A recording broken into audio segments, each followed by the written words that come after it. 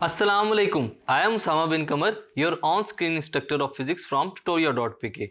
Today we are going to start the summary of chapter 10 which is named as optical instrument. Students optical instrument की बात करेंगे। सबसे पहले इसका introduction देखते हैं कि ऐसे ऑप्टिकल इंस्ट्रूमेंट्स जो कि कुछ ऐसे प्रिंसिपल पे ओबे करते हैं, प्रिंसिपल्स को लेकर चलते हैं जिनके अंदर रिफ्लेक्शन और रिफ्रैक्शन का प्रोसेस डिस्कस किया जाता है। ऐसे कॉमन इंस्ट्रूमेंट्स जिनके अंदर मैग्नीफाइंग ग्लास यूज किया जाता है, जिनको हम लोग कंपाउंड माइक्रोस्कोप या टेलीस्कोप्स भी कह सकते हैं। हम लोग मैग्निफिकेशन रिजॉल्विंग पावर को पढ़ेंगे इस चैप्टर के अंदर फॉर ऑप्टिकल इंस्ट्रूमेंट्स। जो स्पेक्ट्रोमीटर होता है वो एक ऐसी अरेंजमेंट का मीटर है स्टूडेंट्स जिससे हम लोग स्पीड ऑफ लाइट को डिस्क्राइब कर सकते हैं। हम लोग इस चैप्टर के अंदर ऑप्टिकल फाइबर से रिलेटेड जो हमारे पास इंफॉर्मेशन है उसको लेकर चलेंगे। हम लोग देखेंगे कि जो ऑप्टिकल फाइबर है वो इंडस्ट्रीज में और आने वाले टाइम के अंदर इसका कितना फायदा हो सकता है। फर्दर चैप्टर की तरफ बढ़ते हैं। सबसे पहले हम लोग बात करेंगे least distance of distinct vision की। ये क्या होता है आइए देखते हैं। ऐसा डिस्टेंस जो कम से कम हो आपकी आंख से। अगर आपने एक ऑब्जेक्ट को अपनी आंख के इतने करीब रख लिया कि उससे अगर ज़्यादा करीब करें तो आपको ऑब्जेक्ट की डिटेल्स पता ना लगे, तो स्टूडेंट्स वो डिस्टेंस हमारे पास कहलाता है least distance of distinct vision. ये एक स्पेसिफिक रेंज है कि जिससे अगर दूर किया जाए या नज़दीक लाया जाए तो ऑब्जेक्ट की डिटेल्स जो हैं वो कम होना शुरू हो जाती हैं। ये है आपके पास least distance of distinct vision. Further हम लोग बात करते हैं students magnifying power and resolving power of optical instrument की। The ratio of the size of the image to the size of the object. जो साइज ऑफ इमेज होगा जो हमारे पास बन रही होगी और जो साइज ऑफ ऑब्जेक्ट है, इनकी अगर हम लोग रेशियो लें स्टूडेंट्स तो इससे हम लोग मैग्निफिकेशन को इजीली डिस्क्राइब कर सकते हैं। मैग्नीफाइंग पावर क्या होती है, या फिर हम लोग इसको दूसरे लफ्जों में एंगुलर मैग्निफिकेशन भी कहते हैं, जो कि इस ऑब्जेक्ट के साइज और इमेज के साइज के साथ जितने भी एंगल सबटेंडेड होते हैं स्टूडेंट्स, जो आप आंख से देख रहे हैं, अगर हम लोग इसको टू डायमेंशनल वे में ड्रॉ करते हैं तो आपके पास जो एंगल्स बनते हैं स्टूडेंट्स आपकी आंख से लेकर ऑब्जेक्ट तक या फिर इमेज तक, इनकी रेशो से हम लोग क्या निकाल सकते हैं स्टूडेंट्स, एंगुलर मैग्निफिकेशन। इसके बाद आता है रिजॉल्विंग पावर। रिजॉल्विंग पावर होती है इंस्ट्रूमेंट की एबिलिटी जो रिवेल कर सकती है माइनर से माइनर डिटेल्स को। अगर आप लोग देखना चाहते हैं कि जो ऑब्जेक्ट्स हैं जो क्लोजली पैक्ड हैं या एक दूसरे के साथ जुड़े हुए हैं, अगर आप उनकी सेपरेशन को ऑब्जर्व करना चाहते हैं स्टूडेंट्स तो ऐसा इंस्ट्रूमेंट यूज करेंगे जिसकी रिजॉल्विंग पावर ज्यादा होगी। अब रिजॉल्विंग पावर ज्यादा होने की वजह से आप इजीली उन इकट्ठे ऑब्जेक्ट्स को सेपरेटेड देख सकेंगे। ये है आपके पास रिजॉल्विंग पावर। फर्दर बात करते हैं स्टूडेंट्स सिंपल माइक्रोस्कोप की। ये भी एक ऑप्टिकल इंस्ट्रूमेंट्स है जिससे हम लोग बहुत ही माइनर डिटेल्स को ऑब्जर्व कर सकते हैं। इसकी कॉन्फ़िगरेशन क्या है आइए देखते हैं। सिंपल माइक्रोस्कोप के अंदर स्टूडेंट्स मैग्नीफाइंग ग्लास यूज किया जाता है जो कि डबल कन्वेक्स लेंस की फॉर्म में होता है और जिसकी जो फोकल लेंथ है स्टूडेंट्स वो बहुत ही शॉर्टर होती है। अब अगर एग्जाम्पल आप देखना चाहते हैं तो इस तरह के इंस्ट्रूमेंट्स जो कि हैंड लेंस की फॉर्म में होंगे या फिर रीडिंग लेंस की फॉर्म में होंगे। अगर आप एक ऑब्जेक्ट को लेंस के करीब रखते हैं स्टूडेंट्स तो उसका जो प्रिंसिपल फोकस है वो इमेज प्रोड्यूस करेगा, जो इमेज हमारे पास इरेक्ट, बिगर और ओरिजिनल ऑब्जेक्ट की फॉर्म में होगी जो हमें क्लियरली नजर आ रही होगी। स्टूडेंट्स इसके अंदर लेंसेज का इस्तेमाल होता है और सिंपल माइक्रोस्कोप से हम लोग माइनर डिटेल्स को देख सकते हैं। अब बात करते हैं कंपाउंड माइक्रोस्कोप की। ये भी एक ऑप्टिकल इंस्ट्रूमेंट्स है जिससे हम लोग माइनर डिटेल्स को ऑब्जर्व कर सकते हैं। अगर हम लोग बात करें हाई मैग्निफिकेशन की तो हम लोग कंपाउंड माइक्रोस्कोप को वहां पर इस्तेमाल कर सकते हैं।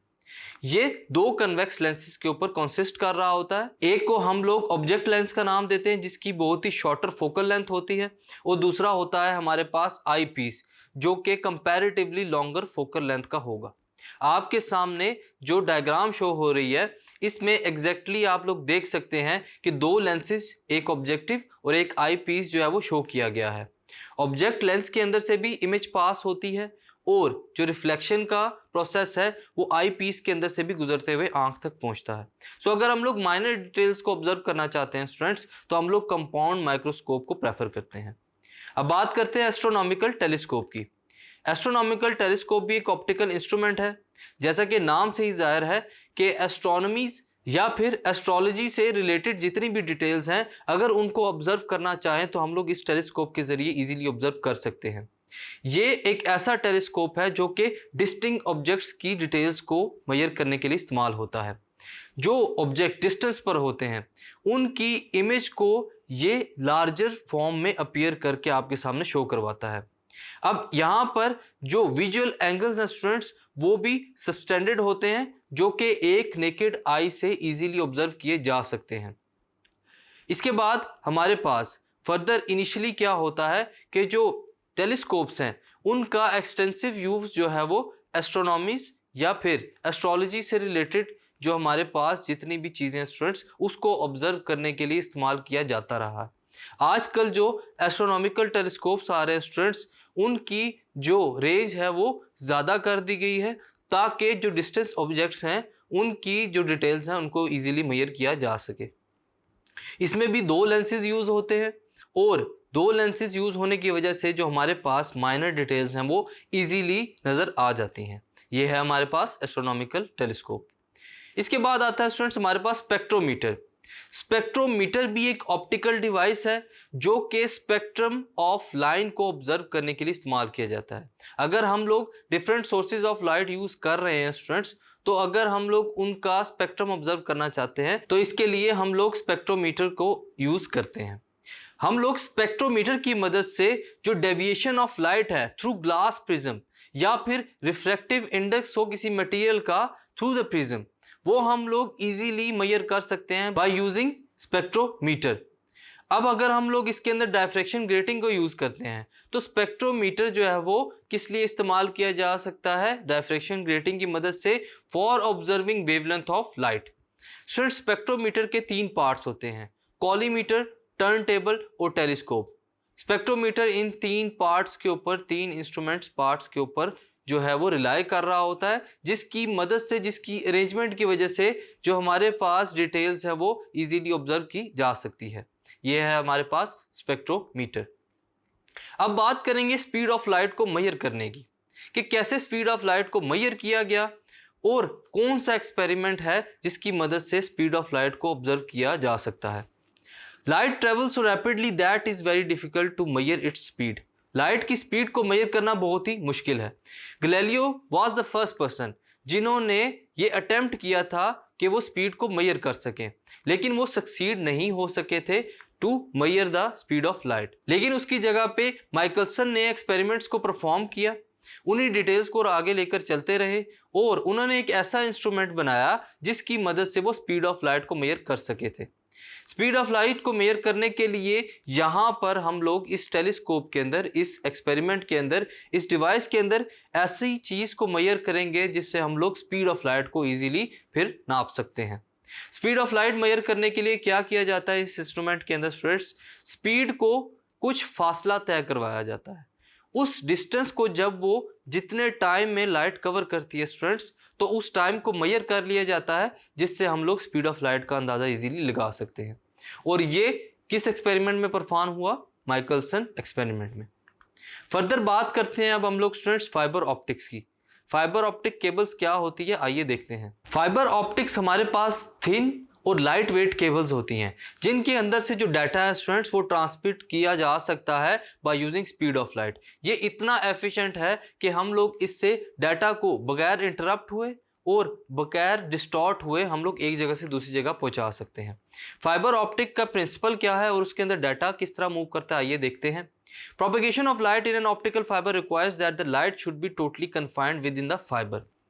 This may be done by total internal reflection और कॉन्टिन्यूस रिफ्लेक्शन। दो प्रिंसिपल्स है हमारे पास, एक टोटल इंटरनल रिफ्लेक्शन और दूसरा कॉन्टिन्यूस एक्सरेज।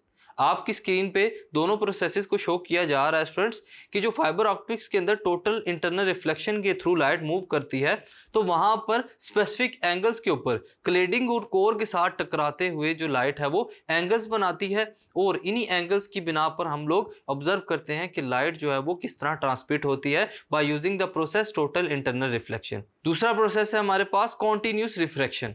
कॉन्टिन्यूस रिफ्रैक्शन में क्या होता है स्टूडेंट्स कि जो लाइट है वो रिफ्लेक्शन नहीं परफॉर्म करती, बल्कि यहाँ पर रिफ्रैक्शन अकर होती है कि कोर से क्लेडिंग की तरफ जो लाइट है वो रिफ्लेक्ट होती है इजीली, और यहाँ पर कोर और क्लेडिंग की डेंसिटी भी जो है मैटर करती है। ये दो प्रोसेसेस हैं जिनके थ्रू जो लाइट है वो ट्रैवल करती है थ्रू ऑप्टिकल फाइबर्स।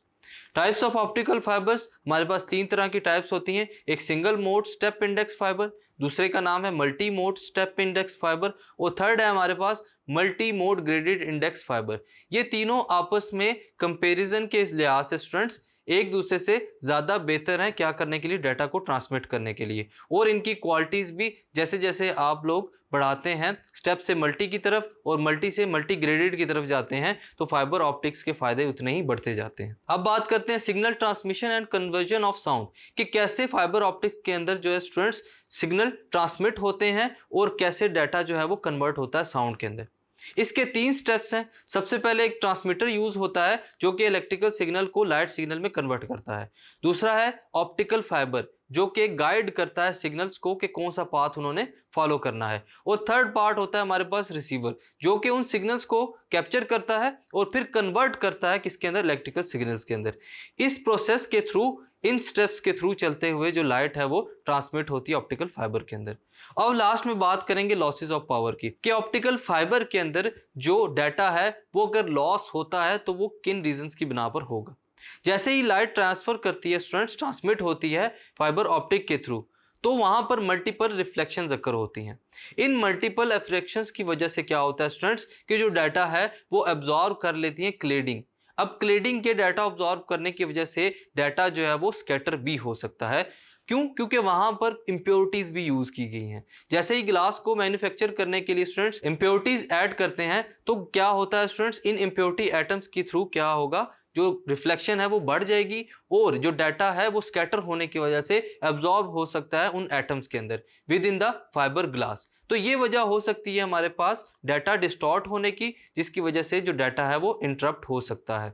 अगर हम लोग केयरफुल मैन्युफैक्चरिंग के थ्रू जो हमारे पास इंप्योरिटीज हैं उनको कम कर लें स्टूडेंट्स, तो हम लोग स्कैटरिंग और एब्जॉर्प्शन की वजह से होने वाले जितने भी पावर लॉस हैं उनको कम कर सकते हैं। सो स्टूडेंट्स, ये थी हमारे पास समरी आज चैप्टर 10 की, जिसमें हम लोगों ने देखा कि ऑप्टिकल इंस्ट्रूमेंट्स किस तरह बिहेव करते हैं और इनको किस लिए यूज किया जाता है। होप सो आपको आज का लेक्चर समझ आ गया होगा। I am Usama bin Qamar, your on screen instructor of physics from tutoria.pk। Hope you are doing well. Allah Hafiz.